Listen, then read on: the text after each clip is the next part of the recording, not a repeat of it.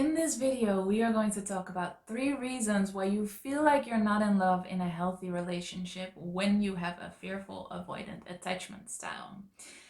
I'm Pauline. I am so happy you're here because it's really frustrating to not feel enough and you want to feel so bad that you are in love. Especially when you've found somebody that's like committed and is totally into you. You're like, finally, I have somebody that loves me. Why can't I feel more? Why don't I feel more in love? So let's talk about that. The first reason is, and this is a weird one, but when you have a fearful avoidant attachment style and you are in a healthy relationship, it probably means that you are in a relationship with somebody that's securely attached. And that can actually give you the feeling that they don't care enough about you. Because when you're not securely attached, you have this need for approval, and it's like this gaping wound, and you want more and more and more of it. Securely attached people don't really have that. They know they're enough. They know they are loved and lovable. And so they tend to not really give it as much. And that can feel like they don't really care about you. And that can cause you to think they don't really love me. They don't really, really love me. Because then they would do more or do this specific thing. And I think it also really has to do with the way relationships are portrayed in movies, which are actually, a lot of them are not very healthy portrayals. That insane passion and just completely becoming one, that's not necessarily a healthy depiction of what a relationship can be or should be. So what can happen when you're in a healthy relationship is that you think, well, I'm settling because they are committed and I know they love me, but they don't really, really love me. Like they don't really care about me. And all the while, this is really just because of this core wound or this big gaping wound that you want somebody to just be there for you completely, and actually might also want other people to save you. So you want that other person to save you and fix you, and when they don't, you feel like they don't really care. But it's actually a good thing that they don't, and nobody can, even if they try, because that means you get to take responsibility and you can be your own knight in shining armor. It's actually, it can be a sign of codependency that you feel like your partner, who might be securely attached, doesn't really care. That might mean that you feel like you have to insanely give yourself to another person. And not wanting your partner to do that anymore for you gives you the freedom to not have that weight on your shoulders for everybody else in your life, because you are not responsible for other people's feelings and fixing other people either. So this can be the first reason, because you feel like they don't really care, and they do. They really do. They really do love you. The second reason is that being in love and longing are scary, because you feel like when you surrender to the relationship, there's just no end. Like, when is it gonna stop and I have to give myself completely and I just completely get lost? And that is actually scary for the fearful avoidant, because connection is scary. And this is what kind of makes the fearful avoidant attachment different than the anxious preoccupied, in that the anxious preoccupied really does want that connection, and when that connection is there, the anxious preoccupied is like super happy and on top of the world.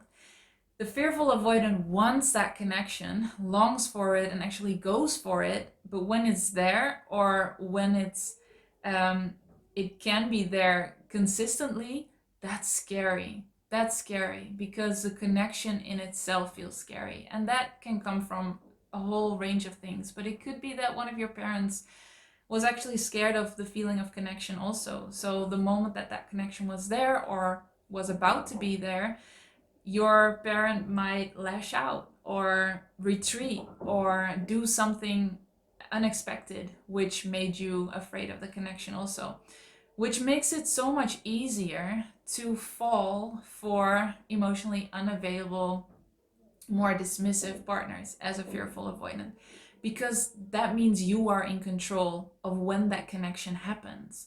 So when you are with a committed, open, present partner, which is amazing and a gift, it can be really scary because you feel like you don't have that control.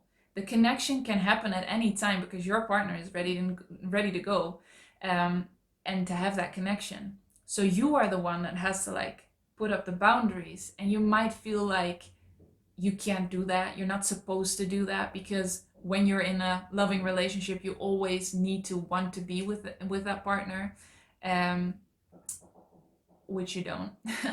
But it could be that you have a hard time setting those boundaries. So then it's much easier to be attracted to an emotionally unavailable partner for which you really have to work to get that connection and love and attention, because then you are the one that's in control.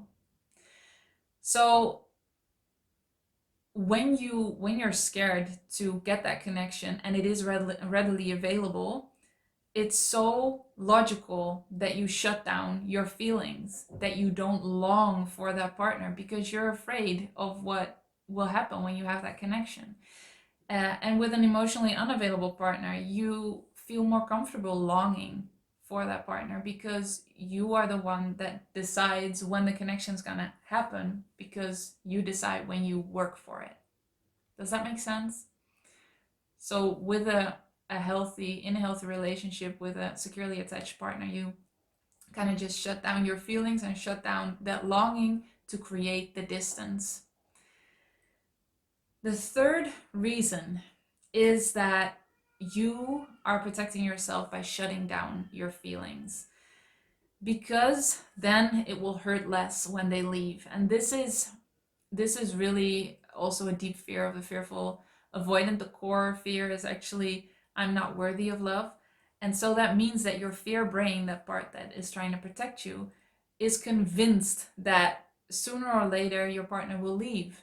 And maybe they might not even physically leave, but they will find something about you that they not like so much that they will just emotionally retreat forever. So it could be emotionally leaving or physically leaving. But your fear brain is so afraid of that happening, and that could be consciously or subconsciously, that it's trying to protect you by shutting down all your feelings, so that when they leave or when they find something they don't like about you, it will hurt less. So it really is a defense mechanism to not feel as much. Because when you allow all your feelings to be there, when you're totally in love and then you get rejected or then they leave, that will just hurt too much, according to your fear brain. So your fear brain is a powerful thing that can absolutely influence your feelings and make sure your feelings are not there.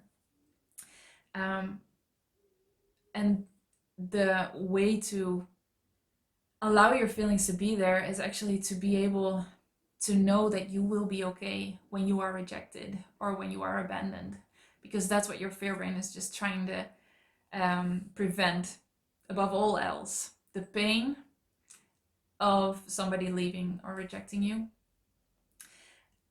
And when you can deal with that, that might happen, it also might not happen, but I can handle it, I am worthy of love, then you will be able to allow your feelings to be there more and more. And the funny thing is, another part that's really important to this, to allowing your feelings to be there more, is boundaries. So the second reason was that You feel like when you surrender to the relationship, there's just no end to it, and you have to be available all the time, and you can't create that distance. It's actually very healthy to have boundaries and have alone time, and really take care of your own needs. And sometimes that means that you actually need quite a lot of alone time, and that's fine. That's totally okay, and that's part of a healthy relationship. There's nothing wrong with that, and you can have an amazingly happy and passionate and intimate relationship even when you put up boundaries. But when you're scared to put up boundaries, you you actually do it through different kind of strategies, deactivating strategies, and shutting down your feelings is one of them. So boundaries are really important, and also knowing that you are lovable and that you are okay and that you are worthy of love.